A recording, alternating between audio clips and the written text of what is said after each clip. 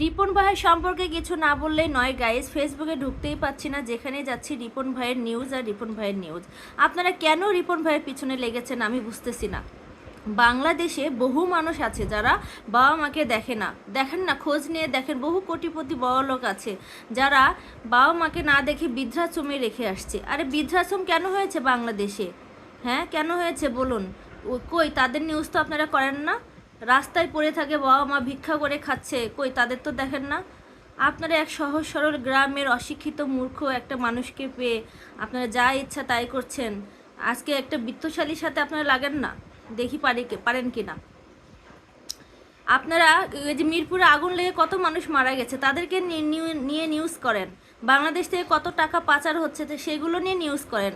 একটা গ্রামের অশিক্ষিত সহজ সরল মানুষের পিছনে আপনারা লেগে আছেন। একটা মানুষ যদি উপরে উঠতে চায় তাকে কিভাবে যে টেনে হিস্টে আপনারা নিচে নামাবেন।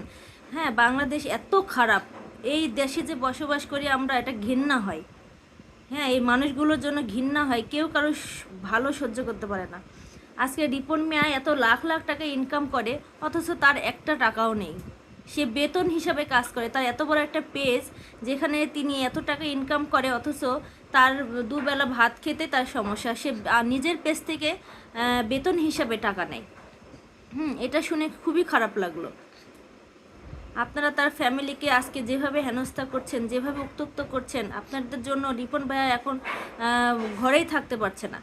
সব টিভি চ্যানেল সাংবাদিক তার বাড়িতে সকাল থেকে রাত পর্যন্ত, তার ছোট বোনটিকেও জোর করে ভিডিও বানাচ্ছে। ছোট বোনটি কথাই বলতে চাচ্ছে না মিডিয়ার সামনে, দেখলাম জোর করে ভিডিও বানাচ্ছেন আপনারা। কেন? আপনাদের নিজের ঘরে যাই দেখেন না, আপনারা যারা টিভি চ্যানেলগুলো নিউজ করছেন, আপনাদের নিজেদের বাবা মাকে দেখেন তো আপনারা, যাই আপনাদের খোঁজখবর